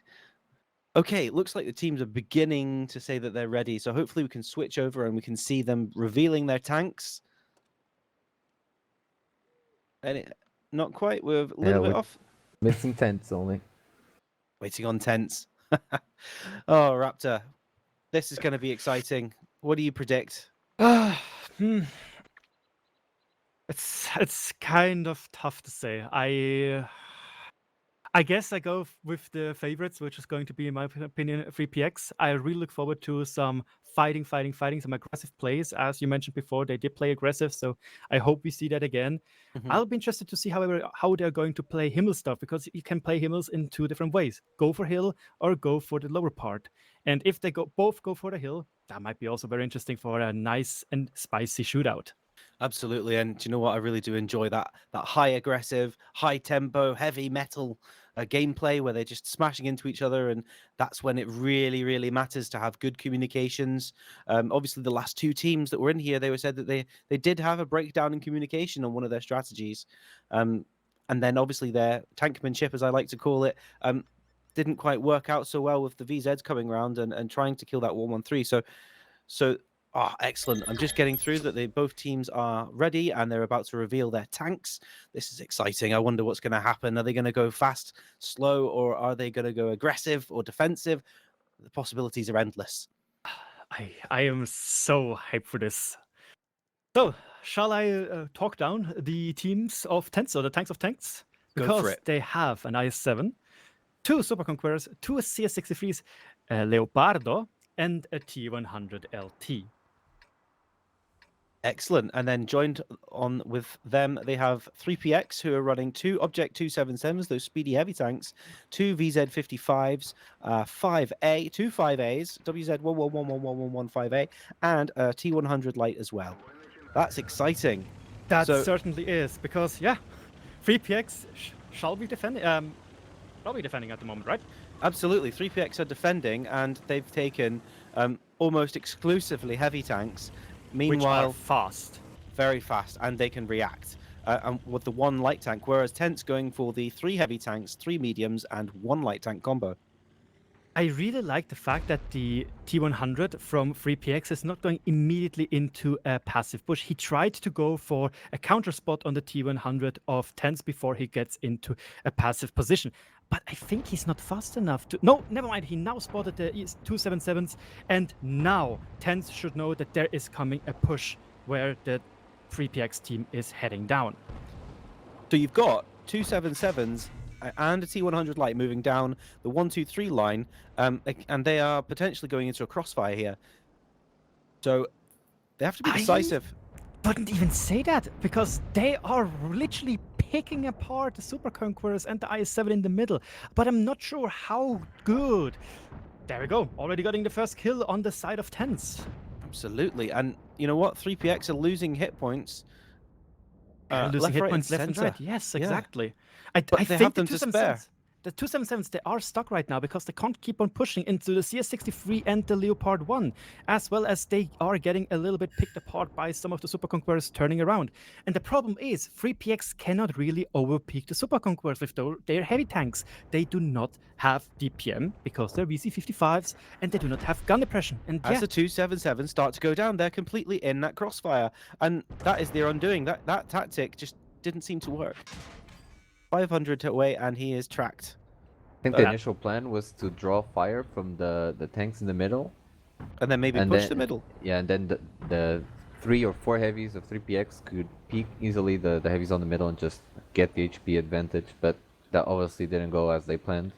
No, and now all of a sudden down the 1-2-3 line, those mediums can get into positions to set up the second crossfire, and just focus down those heavies in the middle, driven by the 3PX players. they are 2,000 hit points behind 3PX, and it's really, really, really looking dire because, yeah, as you said, TENTS has now the 1-2 line with all those bushes to get into positions and snipe and pick apart every single one of those heavies left in the middle. That should be a GG. You know what, though? They're taking their merry time about it.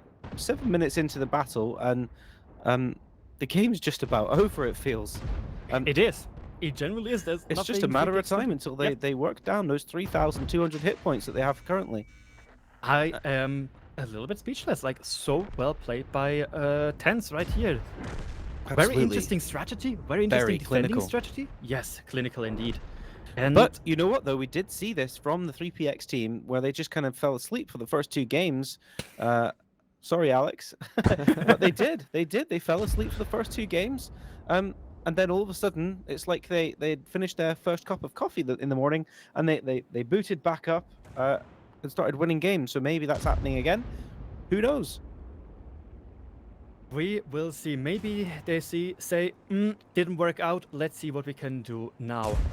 It just looks like TENTS was studying how 3PX was playing, because they just had this feeling that probably 3PX is going to play aggressive, even though they were defending, and it worked out flawlessly. Again, Leopard 1 in the back, sniping to the middle. CS-63, Katya, sniping in the back on the rails.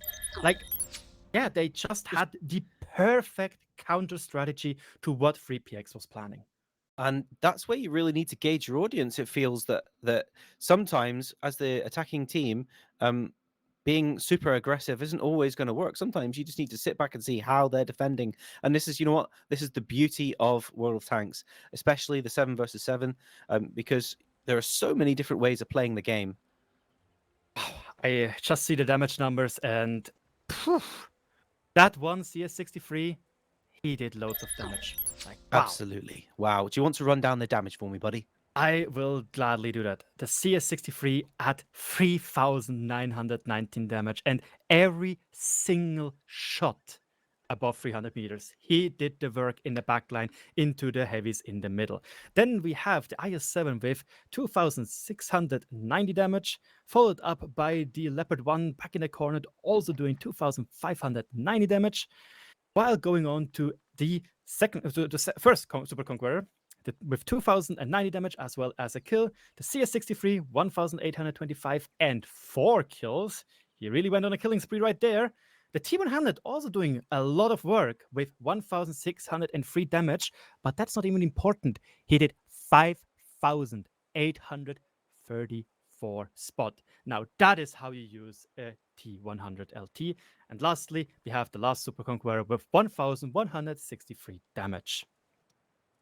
And then moving on to the other side of the bracket, let's have a quick look at how 3PX did, Raptor. 3PX. We have the VZ55 at top with 3,026 damage, followed by one of the WZ11111s with 2,457, followed by Silent with 1,718 in the second 5A. Then we have the two 277s with 500 and 473. Another VZ55 with 466, and the T100, which just got 300 damage. Yeah. Those two object 277s only doing one shot of damage each. Yeah. That is that is sad, obviously, but again, perfect counter strategy from TENTS. They completely stopped that push of the 277s. Absolutely. I mean, they'd literally stopped them in their tracks, and then when they stopped, they were in a crossfire, and it was just a matter of time, wasn't it? So, how are we doing, Alex? Are the teams ready for the next map? They're almost ready. Almost ready. So currently, ladies and gentlemen in the chat, we are currently 1-0 up. TENTS taking that. And now, yeah, they can show 3PX how to defend. Well, do you think that they're going to be aggressive, or do you think they're going to be as patient as they showed this time? Judging from what we've seen, what 3PX did with the aggressive defense, maybe TENTS is trying to be more passive in that regard, or trying a more normal approach and just try to be, more campy. Okay, so the teams are counting down. They are revealing their tanks. We're going to go straight into the game in just a couple of seconds to see how these teams react to that last result. Okay. That looks spicy already. So, in the defending team with TENTS, we have an IS-7, an Object 277, 3 Super Conquerors, a Leopardo again, and a T100 LT. But meanwhile, the attacking team in 3PX has also an IS-7, a Kranwagen. We gotta watch out for that one, because he should be the damage dealer. A Super Conqueror, 2 VZ55s, also Leopard, and a T100 LT. So still both quite heavy teams, but it appears that they have swapped two mediums for 2 heavies this time. Interesting. Very interesting. And also, I just saw the IS-7, they are already starting to pick apart some of the houses, so they have perfect sight on what the enemy team is going to do. And it looks, what I'm interested in actually at the beginning of this match is seeing the different initial scout out paths by the T100 lights. So one of them is going straight across the train tracks in the middle, and one of them staying back in C1, sorry. Yes, that is like how you would usually play a light tank, defensive to see and what is going to happen. This T100 by TENTS is purely there to spot a potential push from 3PX. And he didn't got spotted, so most likely TENTS already knows that the light tank of 3PX is on the 789 line. Absolutely. And you can see the Kranvan, Super Conqueror, and the VZ55 sitting there on the train tracks, considering their jobs, what they're going to be doing, maybe getting into a position. I thought they were briefly going to look to go up the hill or go into the far side, into the 789 area, but it looks like they're moving now down the train tracks into the middle of the map to start using that amazing gun depression. I really like the fact that the Leopard 1 of 3PX was able to get on the hill uncontested. This is going to be a very, very, very crucial position if they need to attack the Cap 2.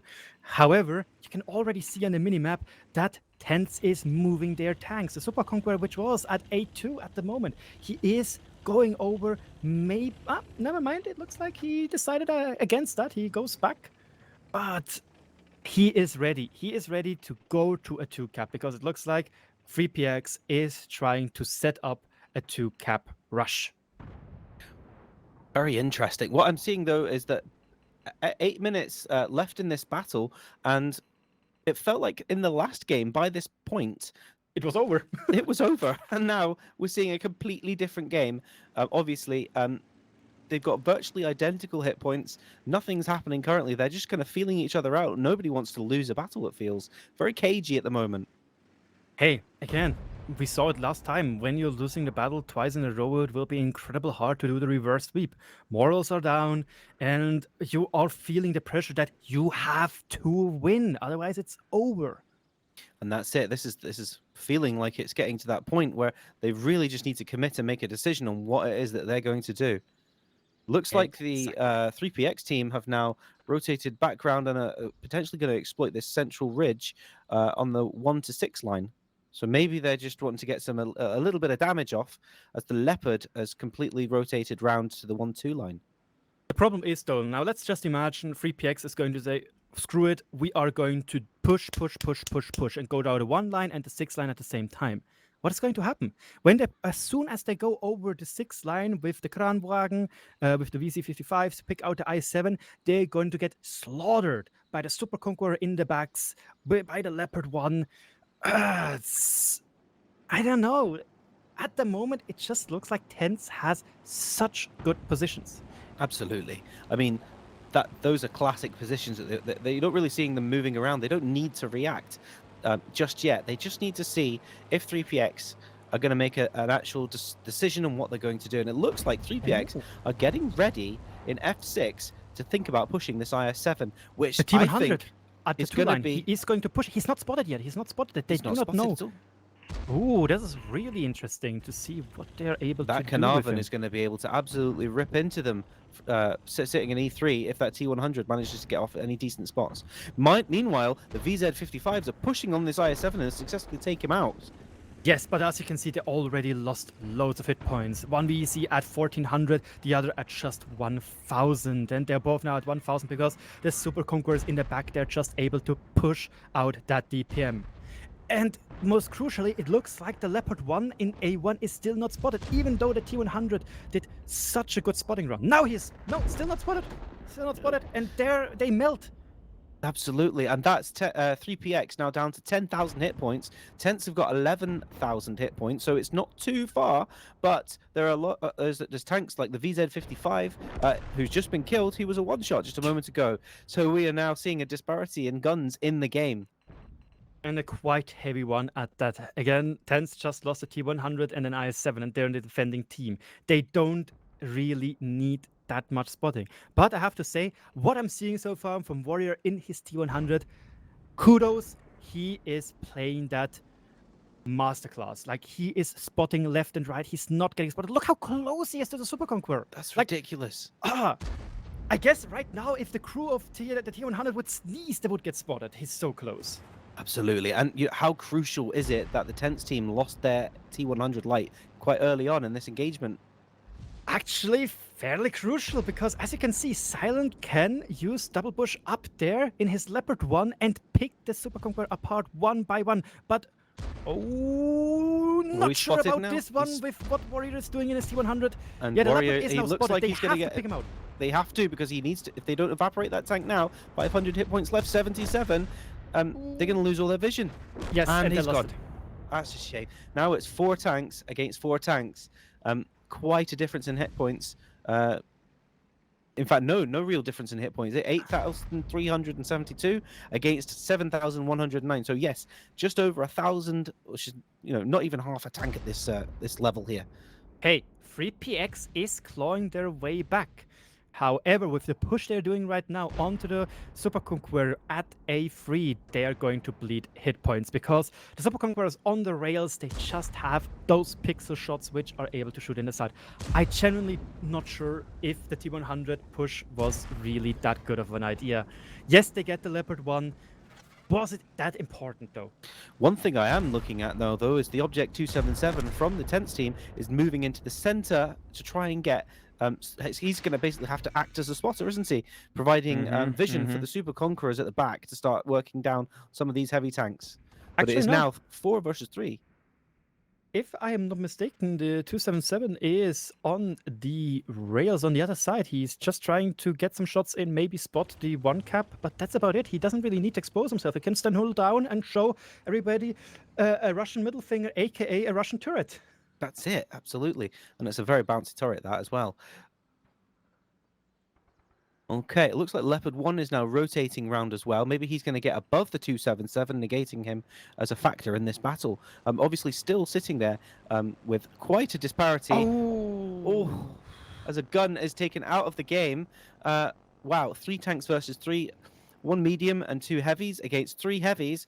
We've got 4,353 hit points driven by 3PX against TENTS' 7,000 hit points. And Blue in his Kranwagen already lost another hit shot there. He is now at it's just 4,000 hit points. Ooh, 3,000 apart, and only 2 minutes remaining as well. They've got to make a decision, or they've got to stay tight and keep that communication perfect. Technically, the Leopard can win this if DPM. Will be very hard though. Absolutely. I'm just going to move my own camera around. I'm seeing what the Leopard's doing, and he's got flanking shots on the 277 all day, and he begins to start working him down. And he is doing great work with double pushing right there. He's not getting spotted while he is shooting down the 277. Who's blind firing the bush. He knows where he is as the Leopard continues to put in 400 hit points of damage a time. The 277 having the raw pace to get around and out of the danger zone. Hold on, that might be interesting. When the Leopard 1 is able to get a shot in the Super Conqueror, technically the Kranwagen can push him. Oh, the Super Conqueror's gone out to 686 hit points. Yes, the Kranwagen might be able to get him. Kranwagen's going to die. Oh, but he also lost loads of hit points right there. But yeah, meanwhile the other Super Conqueror also died. Oh, and I've just noticed as well the Leopard 1 is now being attacked by the 277, and with the first shot, it loses his ammo rack. The thing is, he can win this by DPM, but I don't think they will be able to get the Super Conqueror out. He's still at 2,700 hit points. And that's it. We're just about to see the 277 down in the last 45 seconds as the Super Conqueror is putting in shots towards the Leopard. So it's 1 versus 2 with 40 seconds remaining. Can the Super Conqueror hold on? Of course he can. The thing is, the Kranwagen, if he gets one more shot in and... No. If he gets one more shot in and then reloads, he could technically get the Super Conqueror DPM. It's never going to happen, is it? Never going to happen. Never say never, but I feel like that is over, yeah. Yeah. Oh, some HE action, and yes, there it goes. There's one shot which missed, and this is over. This is 10 seconds remaining, and you know what? The Super Conqueror, with his 1,700 hit points remaining, just needs to get below the ridge and wait it out. 5 seconds, and that's it. The tank salutes come out from the team. They raise the guns. It's all over. They knew it. Wow. That was a nail. Yeah, that was a game, and that was also a little bit of a nail biter right there for some seconds. Really well played by the T100, and then suddenly, I guess it was a call from the team, because I didn't really saw the Leopard doing that much damage. But I'm not sure. We will see now in the post-game stats. Absolutely. What did you make of that, Alex? But I think it was a very close game. Obviously, it could have gone both ways. I think that the turning point was when 3PX pushed the middle. Obviously, the TENTS tactic was already expecting some of that. So, I mean, it was a gamble. It could have worked. In this case, it didn't.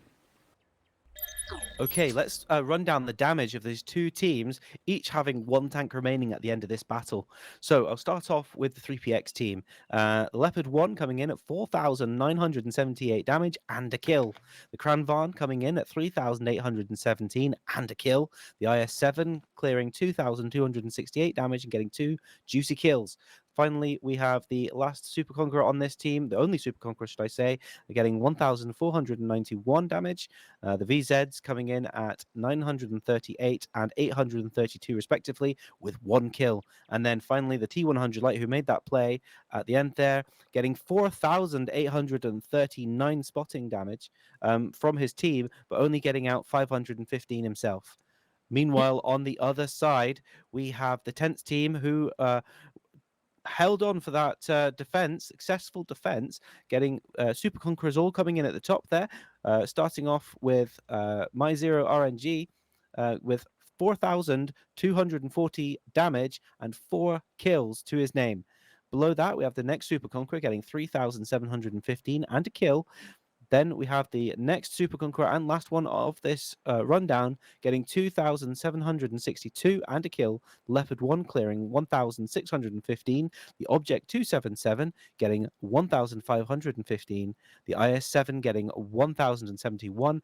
And that fateful T100 Light only doing 1,000 basically spotting and getting 1 shot of damage of 217. 1 shot fired.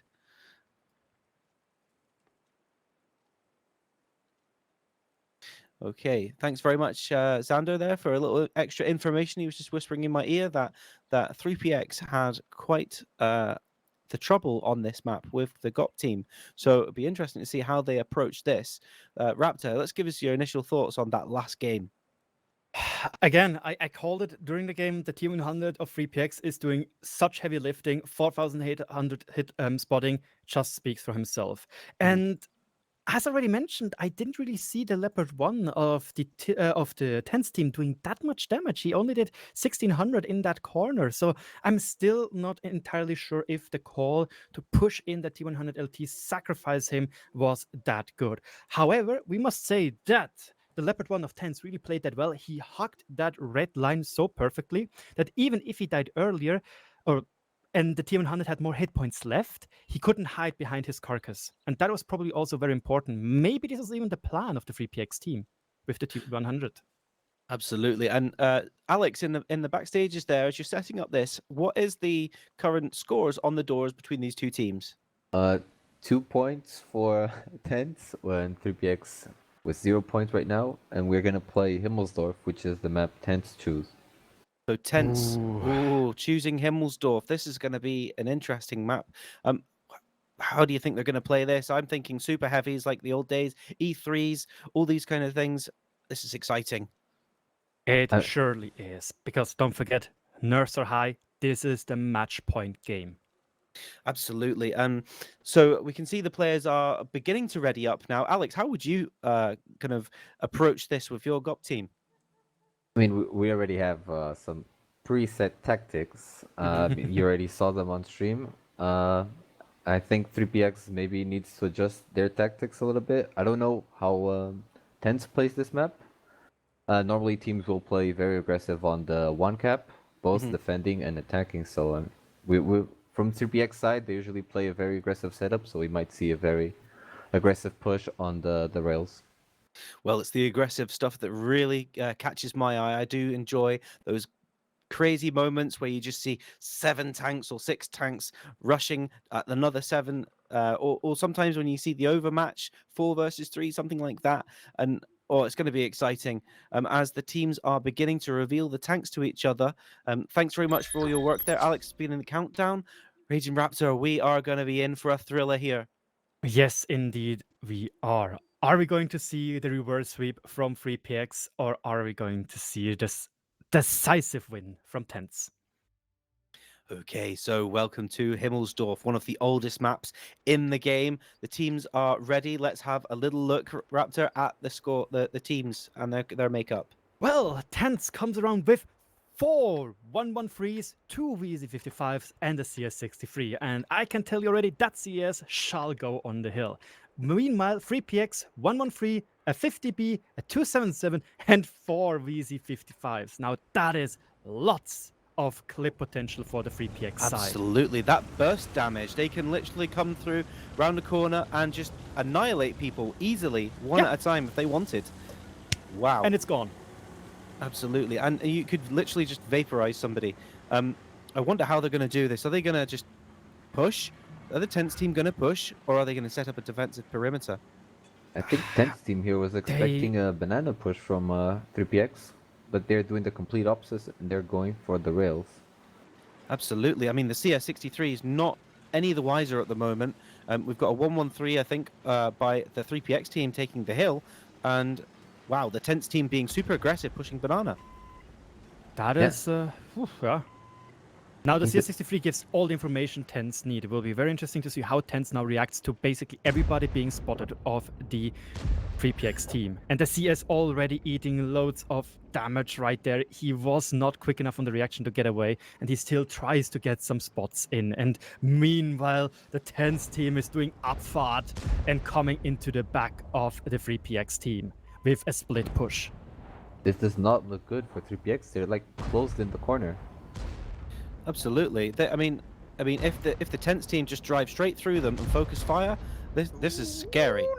Maybe not. It looks like there's coming a repush from the 3PX team. It looks like TENTS chewed off more they bit off more they can chew. Excuse me for that one. And there goes the first kill. And probably the other 113 is going to join them as well. And he also got ammo racked. Ah, yes, what a beautiful repush from 3PX right there, picking up one 113 after another 113 without losing anyone so far. You know what? Saying that though, the scores on the doors in terms of HP, quite a disparity. 3PX just short of 9,000 HP. The TENTS team going down below 7,000. The problem is though, don't forget 2,000 hit points of the 3PX team are on the hill and they're driving right now. So technically, in the city at least, it is almost dead even. Absolutely. I mean, yes, very, very close indeed. And we've got VZ55s probably trying to reload on some, well, both of them effectively are one-shots nearly. One sitting on 55 hit points and one sitting on 539. So everybody's very, very low at this stage. This is where it's really going to be the discipline and great communication from this team to see who it is that stays in. We've still got to remember the TENTS are supposed to be defending. Magnificent. Like, why defend? Like, how shall we say? The best attack, the best defense is a good attack. Absolutely. No, I'm stupid, I guess. You shall say the real saying. Yes, the best form of offense is a good defense. Oh no, that's not how you say it. We are derping it out here. Oh my days. Oh dear. So everybody's kind of taking stock of what they're doing at the moment. The teams have kind of regrouped. It looks like TENTS are not prepared to attack anymore. Meanwhile, 3PX are making a play for the 2-cap. That is great because at the moment, TENTS is stuck. They cannot do anything. And again, even though those two VC55s are basically one-shots and two-shots, they can still pump out 1,000 damage each. And I guess this is going to happen right here because, yeah, the VC55 Deus is now on reload and is getting pushed by the 277, while Katya is trying to get the other VC55s, which are maybe on reload. Oh no, he needed 2 shots. Yes, Verby is going to be reloaded before Katya is, and actually it looks like Warrior on his 277 could not engage Deus, so he has to back that off. Absolutely, and yep, we're coming into less than 20 seconds now, 15 seconds to be precise, on the cap at the top of the screen there, the AMX-50B and the VZ-55. They got are less running than back 10 to cap seconds. though. And Are they going to make it? Ooh, Oh. 3, two, 2, 1, no, 0, and a win by capture. Yes, there's nothing they can do, even with team kills, even with killing more people, they cannot get a draw out of this. Well done wow. by 3PX. And that is the Holy first moly. time I think we've seen in a while, at the very least, certainly tonight, that is the first time we've seen a successful capture of the flag. Hey, it's something. Whee! That was absolutely fantastic. So, Alex, what's the scores on the doors now with that result?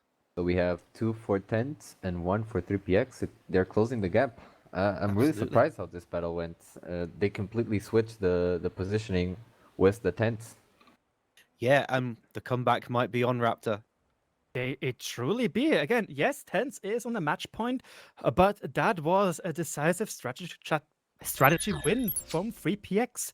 Even though they were down in hit points in the city, at least with just 113 being full HP still, which was silent in that regard, which did the least amount of damage of 465, he was still there to pressure the enemy and get his hit points in. Yeah, so let's run down the damage for the time being. Let's go down the 3PX line. VZ55 coming in at 3,796 damage and getting a kill. We've got an Object 277 with 3,419 hit points of damage.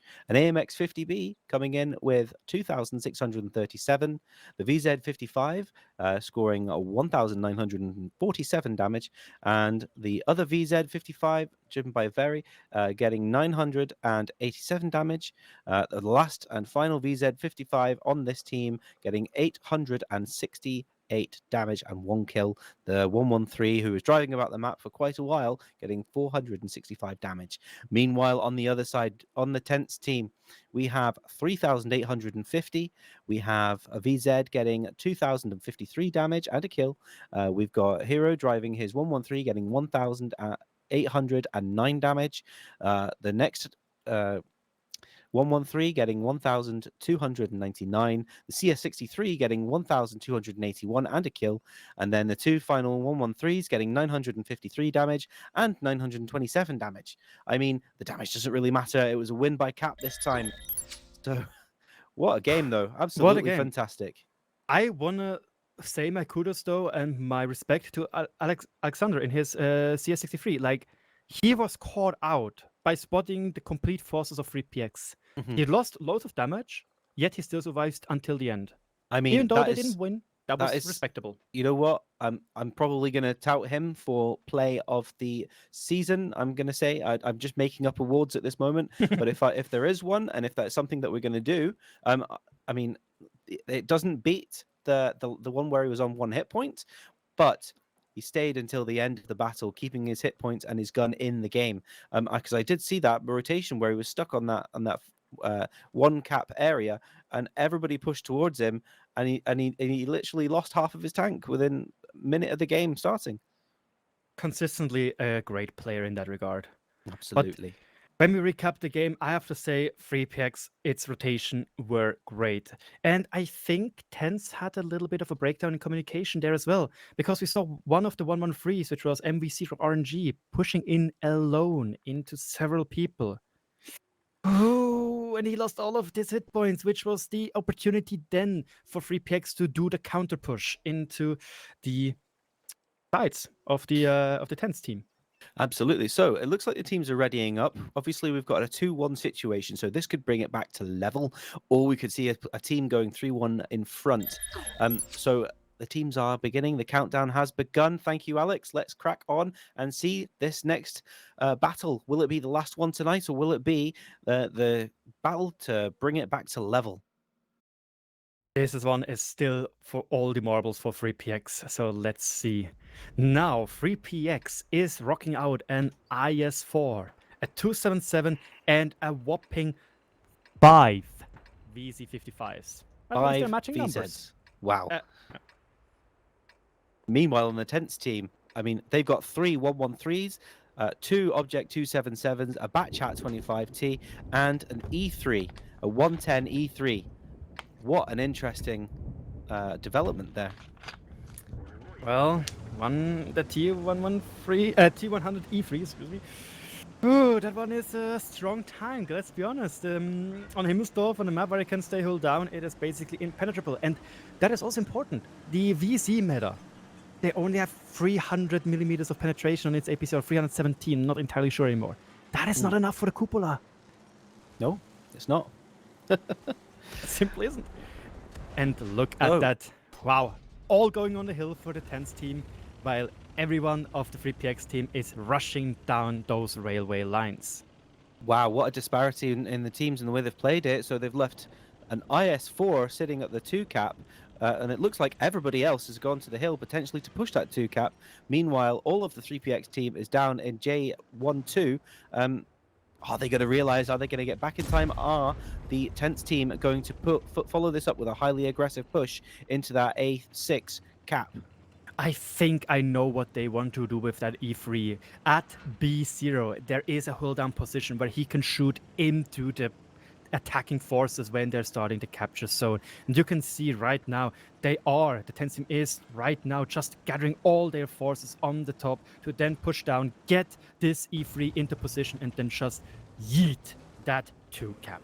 But the speed of that E3, though, is what's really slowing them down. Meanwhile, it looks like the 3PX team have reacted. It feels like they know what's going on, and they're rushing to the banana road, potentially to push down as they now show themselves, and they begin their push for the TENTS team.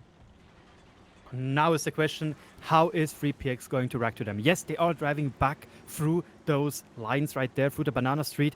Are they able to catch TENTS off guard and get some first damage in the side? Have VZ55s, one shot misses, and nothing. Ooh, that is bad. They get away scot-free and drive straight round into the 2-cap. Yes, and this is going to spell disaster for the IS4, which is going to just get picked out of this game right here before they're going to move on with and the they just drive straight past him. Yeah, they got their damage in. Those are not autoloaders. They are not autoloaders.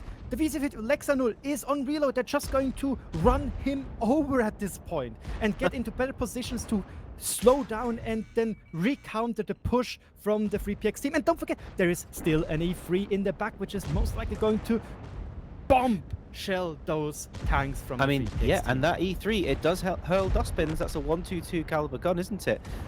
Yeah. Wow. And now they're stuck. They're stuck. They cannot get out.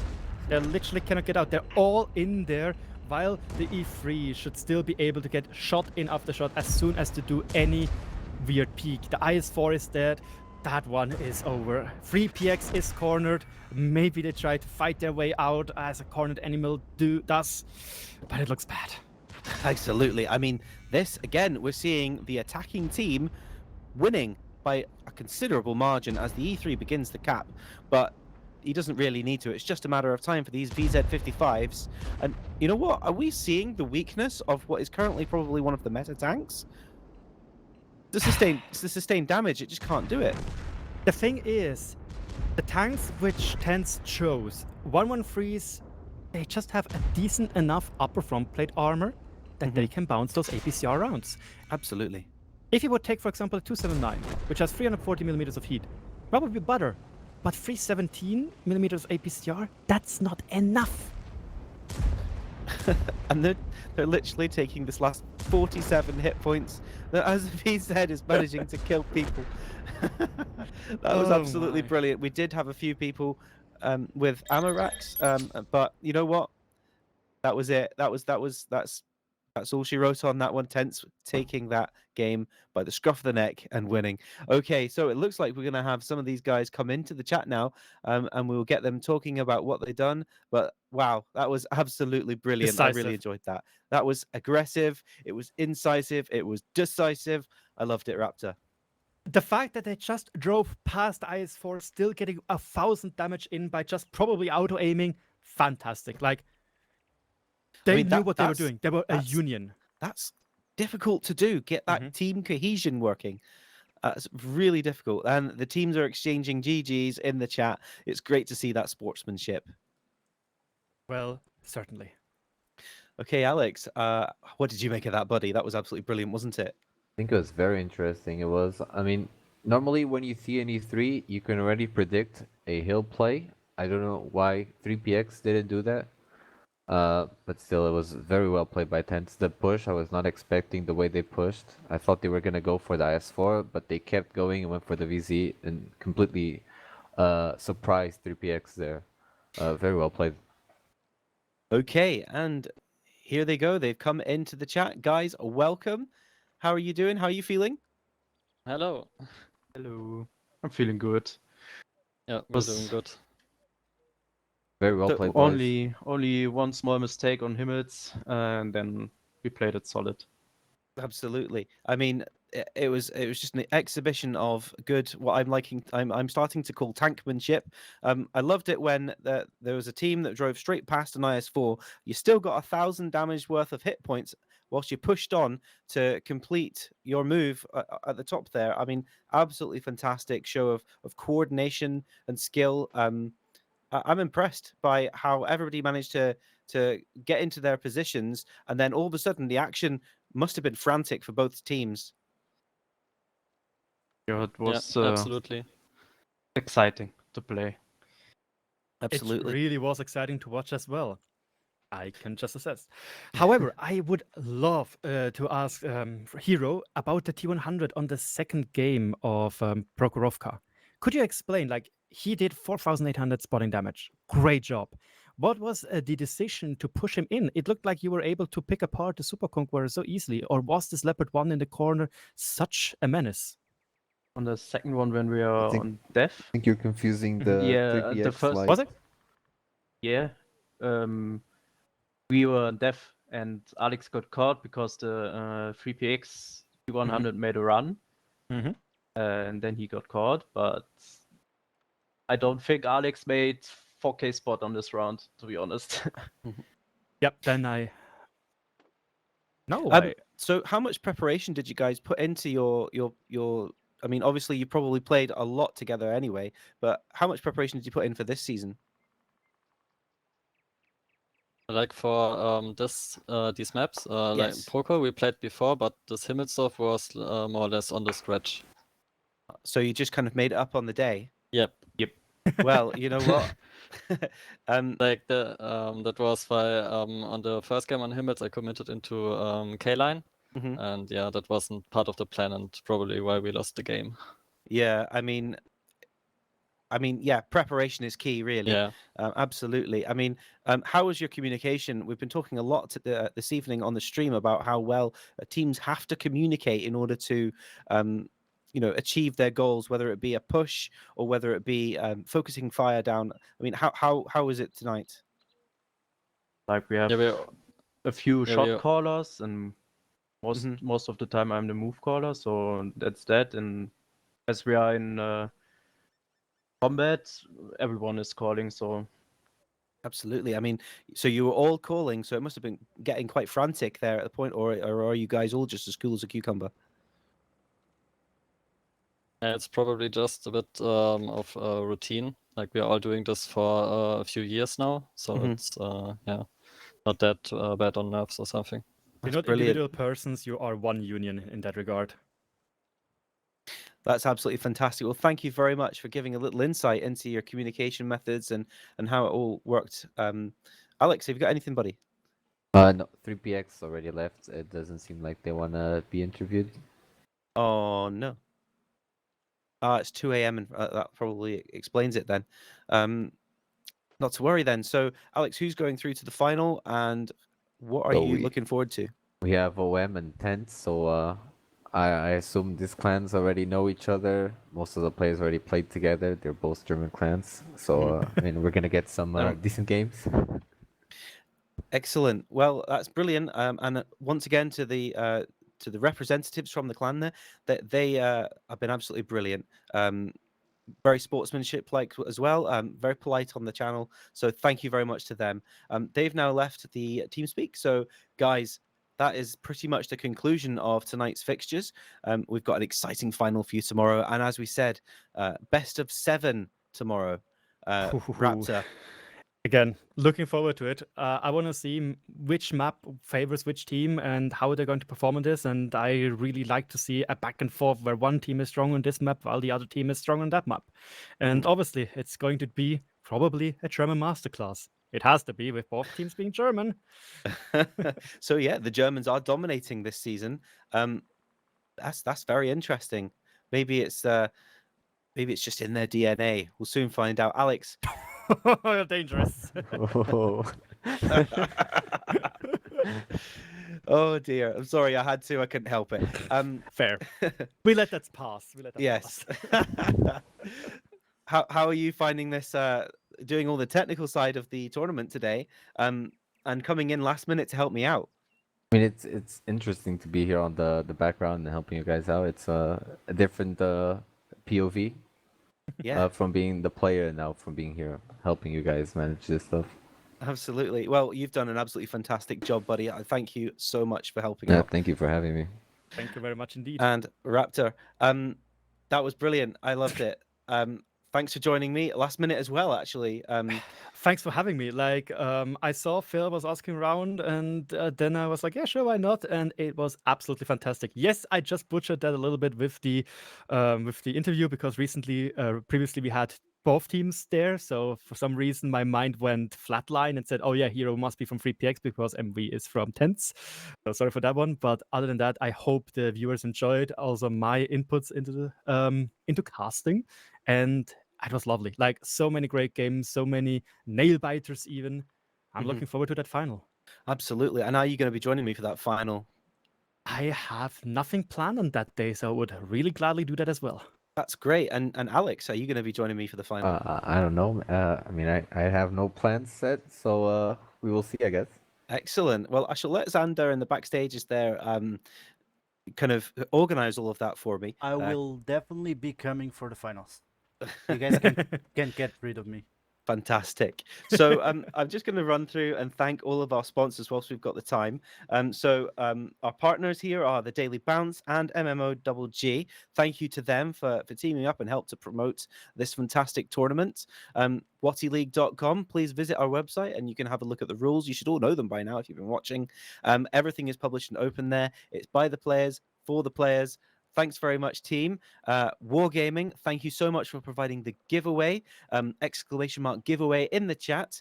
And you can see what it is that we are giving away, which I believe is a Carnarvon Action X and a whole bunch of premium days, stuff and things like this. Absolutely brilliant. Who else? Xander, thanks very much for doing the camera work in the back there. Alex, first time helping us with the technical stuff, setting up all the teams, getting 3PX and TENTS in, getting Odin Mortis in and Reloaded. Done a fantastic job. It's been a flawless stream by the sounds of it. And we've got Raging Raptor as well, first time casting. And noticing that I had the World of Tanks hoodie on and quickly changing so that you could match me as well. Very corporate. I like it. Thanks, buddy. Selling out for gaming. No jokes aside.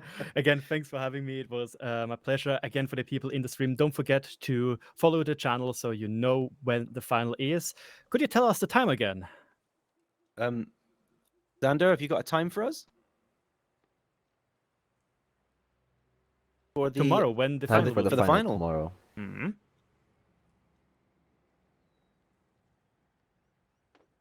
Excellent. So did I take it you had broadcast on to say that to the stream? Yeah. Go and turn it on for me. All right, guys, I'm back on the stream.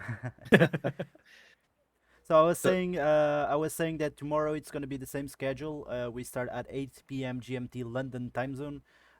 This time we're gonna have a best of 7. The community that is participating in the league has voted with a total, I believe, with 11 votes. I can confirm that with 11 votes that they want a BO7 in the finals. And I was actually impressed that even the clans that were out of the competition have decided to vote as well and see interest in watching the BO7. So I also would like to add that the current team working on the league will be working to make this possible again in 3 months. Am I right, White? Absolutely. We're all going to stay together and kind of make this a regular thing. We've got a plan. We've got a strategy. We're going to make this the best that we can. We're going to take on lots of more people, hopefully, to come and help us. We've already seen Alex join us. We've had Aubrey, Fila, sorry. Raging Raptor has now come on the team. Hopefully you'll be here to stay. We've had a lot of interviews, so it's, you know what, it's really good to see all of these different people come together, and maybe we can make you all into a permanent team maybe you'll even see some of the casters play.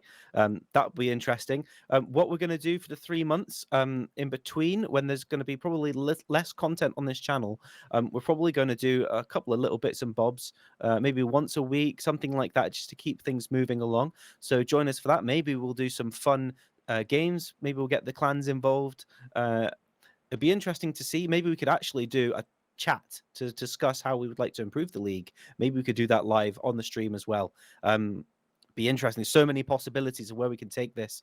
It'd be nice to see Wargaming get involved in the league a little bit more in terms of they've done so much for us so far and providing us with the Overseer mod so that we can cast this to a higher standard. Obviously, at the very start, we didn't have that. So this is all looking like it's going in the right direction, and I'll be interested to see how our continuous improvement talk is going to go and how we can really improve on this league and make it a lot more slick. So yeah, Raptor, are you going to stay with us, buddy? Are you going to join the team permanently? I would say if I have the time, with all my studies going around, Absolutely. and I find the time, I would definitely like to do that. I had a lot of fun. I hope the stream enjoyed my insights, even though I'm sometimes really two-head and a pepega at the same time with my pronunciations of things and sayings, butchering them. Church. No, that's fine. It's brilliant. And Alex, I mean, you kept everything going in the backstages there to a very, very high standard. We really appreciate that. And then you provided some vital insights as well during the matches. Do you think you're going to stick around with us? I mean, I like to be the one playing, so I don't know. Depends. If my team depends. loses like we did last time versus 3PX, I might be able to help. Absolutely. I mean, that is the hardest part for the team, is when we've got trying to organize all of these. I mean, we had best part of 40 teams there, and each one with potentially a full clan behind them, trying to get them all in and say what it is that they want from this tournament. So absolutely brilliant. And yes, it was a feat of organization to get it all done. We managed to do it in next to no time as well. So I'm very excited for the final. It's like the culmination of this project coming together and being successful. It feels like it's being successful. I'm very happy. I'm very happy. So right, I think that's pretty much us. I think that's us for the stream. It's all coming together. Yeah, it's all coming together, guys. I also would like to say that we're just, I believe, 30 or 40 followers. I'm trying to do some quick maths from 1,000 followers, so we are on 969. Great number. So we're almost there. Let's try to reach the 1,000 followers by tomorrow. Tomorrow we will unveil the giveaway. We will announce the winners on the website, since we don't have the logistics to do it on the stream, because RGPD, you know, we will be able to, when we generate the winners, it will be able to see the emails, so we don't want to do it on stream.